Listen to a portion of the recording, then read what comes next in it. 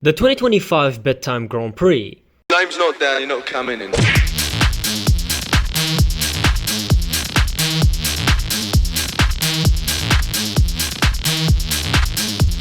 After back-to-back phenomenal races and after nuking Omola off the calendar because that race was obviously disgusting, it's time for something not disgusting, like Monaco. And what's not to love? It's absolutely gorgeous, home to a ton of rich people who may or may not share Senna's taste in women, has a casino where you can gamble all your life savings, which already makes it an instant 10 out of 10. It's also Charles Leclerc's home race, and by extension, Piastri's, 643rd home Grand Prix. And it even attracts celebrities, guys. Celebrities, hello, aren't you excited? This is crazy! But most importantly of all, it's historic, which is something we all know is the only factor when it comes to whether or not it produces good racing. Which it does, especially when the cars are wider than a bodybuilder's back and weigh more than your mom. I mean, just take 2024 for example, where the race started and there was a pileup at the back. The cars then drove around, they then pitted and changed their tires. The race then ended and it was certainly one of the races of all time. But hey, on the bright side, Charles at least broke the Monaco curse.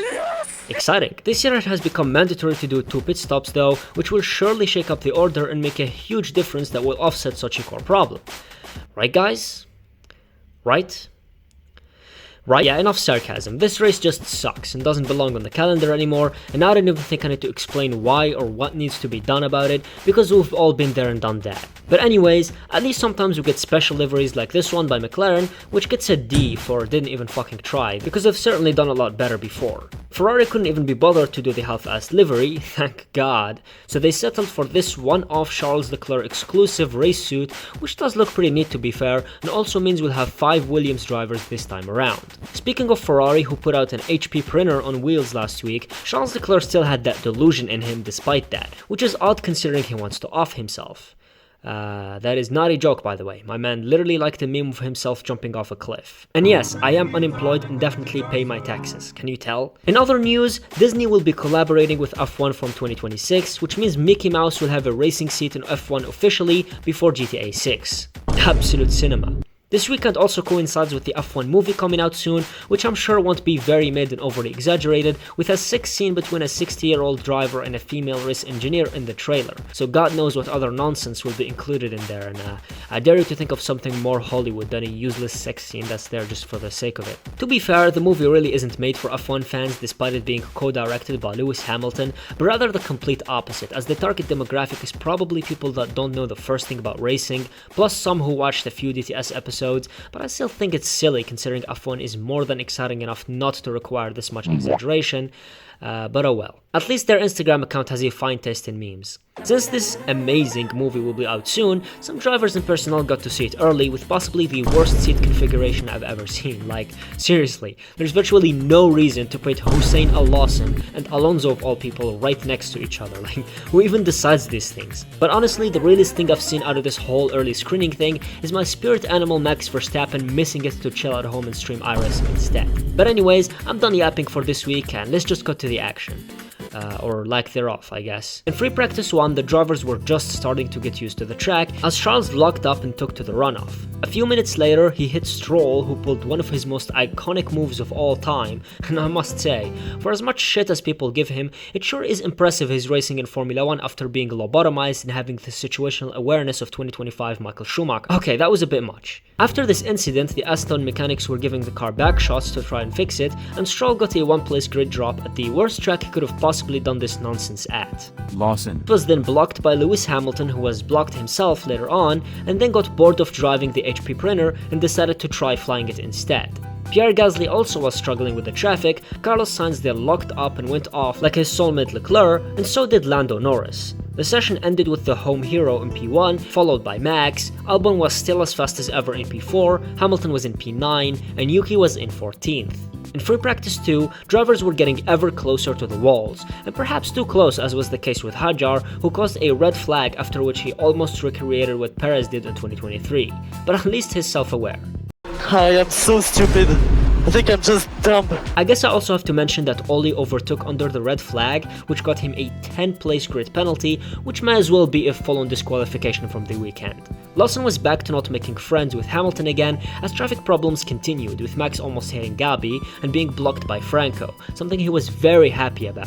Piastri then drove into the wall in turn 1, causing a second red flag, but it was Charles in P1 again, with the McLaren looking very competitive as well, and the red balls being in 10th and 14th. At the final practice session there was even more congestion and traffic, and as the teams were improving their setups, Leclerc and Max were the ones going back and forth fighting for P1. McLaren meanwhile were absolutely nowhere. Hülkenberg almost hit the wall at the final corner, while his teammate Gabi scraped it. 3 minutes from the end of the session, Hamilton oversteered and hit the wall, bringing the third red flag of the weekend and ending the session on the spot, with both Williams in the top 10 and George all the way down in 11th. In Q1, Stroll was doing the usual and blocking Gasly, track evolution was going crazy so the lap times were going down all the time, with the McLarens finally coming alive. Colapinto was dead last on the mediums.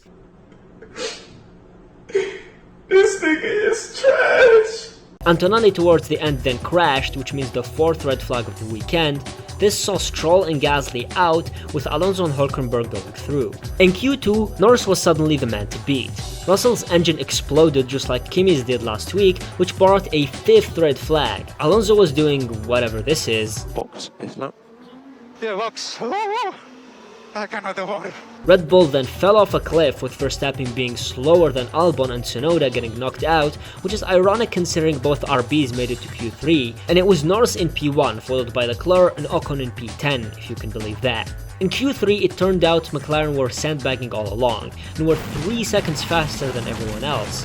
So much so in fact that they were confident enough to go early during the second runs and were just 15 thousandths apart. And despite the track evolution and Charles' best efforts, you just can't beat this rocket ship, bruh. Now that the grid was set, well, mostly because all of those traffic and blocking issues culminated overnight in Hamilton receiving a 3-place grid penalty thanks to his brain-dead engineer, and Stroll getting sent to the back of the grid bar Oli Behrman, get your pillows ready, because this was one hell of a napping session. The lights went out, Max had a great start and almost got Piastri, whilst Norris locked up into turn 1. Gabi had a great send on Kimi, who committed a sin, which is trying to race at Monaco, God forbid. Since we can't have that of course, Bortoletto smashed the wall with an instant virtual safety car coming out, which allowed some teams to get a free first pit stop. A few laps later, Gasly, who typically isn't involved in many incidents, drove into Yuki, which destroyed his front end, and I wonder where I've seen that before. But despite all the debris, there was still no safety car, as the race director was fighting for his life not to gift free pit stops 10 laps in. After a few more laps, it was the pit stop phase, and I wish I could explain what happened during it, but I honestly have no fucking idea, because I could not for the life of me keep track of what was happening. I think RB were cooking at one point by pitting Hadjar twice 30 laps in, but I'm not sure. But at least it seems I wasn't the only one thinking this. Yeah, I'm not liking it. The team gate. No, these regulations. I'm not liking it. To the place like Monaco. Oh, this is a joke. A joke indeed, as by lap 38 half the field was already lapped, which essentially means there were 2 races going on at once. Alonso then painfully retired, which means he won't be scoring points again, which I'm starting to think is the doing of Lawrence Stroll sabotaging him to make his son look good, honestly. After the leaders had about 3 minutes on the rest of the field, they completed their second pit stops. This brought Leclerc, Norris and Verstappen very close to each other, but nothing happened because it's fucking Monaco. Williams then found a loophole, which is driving on road legal speeds to allow their other car a pit stop distance, then swap and do it again, which made George Russell cut the chicane and tank the 5-second penalty just to stop them. Kimi then also tried it, but Russell got a drive-through, which rendered the whole thing useless. After 20 more gut-wrenching laps, the race then ended unceremoniously, with Lando winning with a perfect weekend. And what a disaster this was. This race was honestly so goddamn awful, it was almost entertaining again. It was literally like watching a league race on the F1 game, but in real life.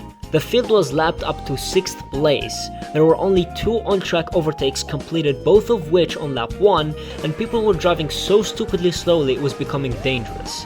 Fuck you! But anyways, in the championship, Norris gained on Piastri and Verstappen was back to falling behind.